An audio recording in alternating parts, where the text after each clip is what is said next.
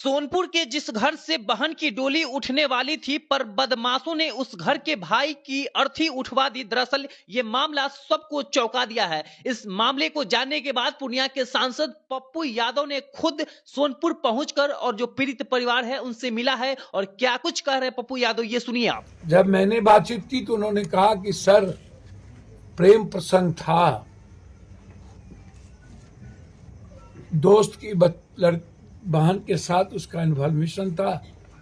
वो इंतजार में थे कि ये कब आएगा। ये इनको खबर मिली और इन लोगों ने मिलके मार दिया। मेरा कहना यह है कि यदि किसी का दोस्त का इन्वॉल्वेशन ही किसी बच्ची के साथ था तो आप अपनी बच्ची को क्यों नहीं मारे, या आपने अपनी बच्ची को क्यों नहीं इनसे अलग किया।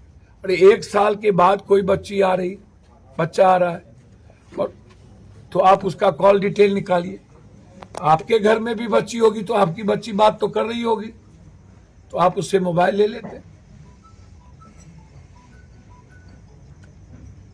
और यदि प्रेम प्रसंग था भी तो क्या प्रेम प्रसंग के कारण आप इतना बड़ा हत्या का अंजाम, तो इसका मतलब है आपके भीतर ना तो कानून का डर, ना तो समाज का डर और ना ही किसी तरह का इकबाल है, ना कोर्ट का डर।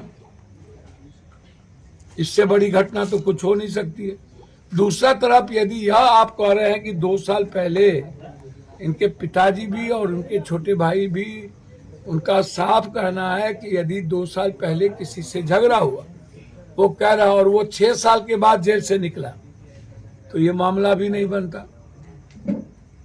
मामला यदि बच्ची का है तो बच्ची के कारण क्या कोई आदमी इतना बड़ा जघन्य अपराध करेगा और उसको यह कह करके ढक दिया जाए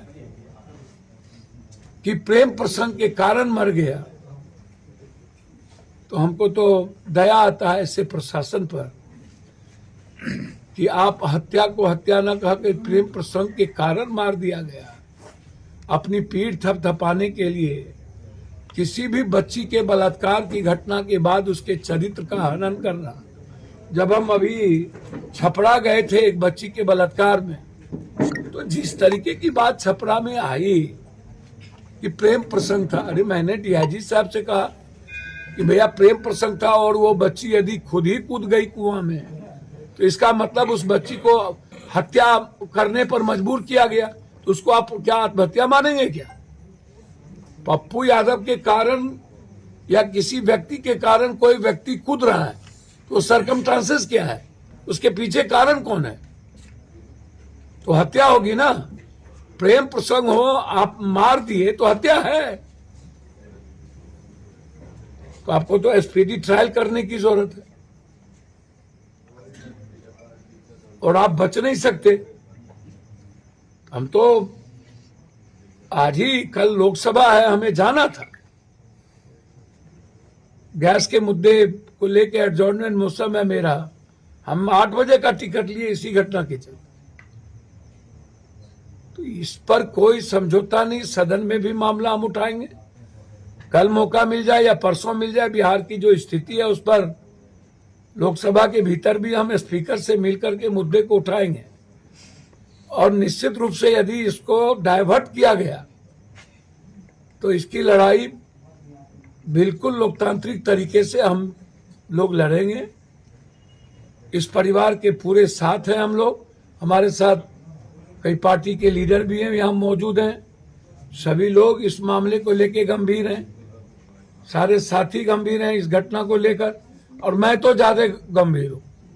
इसीलिए कि यह चैलेंज, इस तरह का चैलेंज, चलो भाई किसी ने एक कोई घटना थी, मारा, एक डैगर लग गया कहीं मर गया, या गोली चलाई लग गया मर गया, बिल्कुल सोच करके इस तरह का कील ठोकना, मारना, इतना विभत्स घटना, ये तो भैया चैलेंज का विषय है।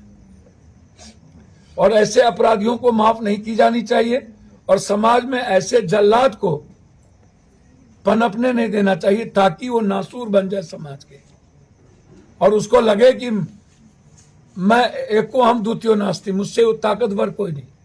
तो ऐसे लोगों को तो मिटाने की जरूरत है। तो इसीलिए इस परिवार के साथ हम सब लोग, सारे लीडर साथ हैं। लोकसभा में उठेगा,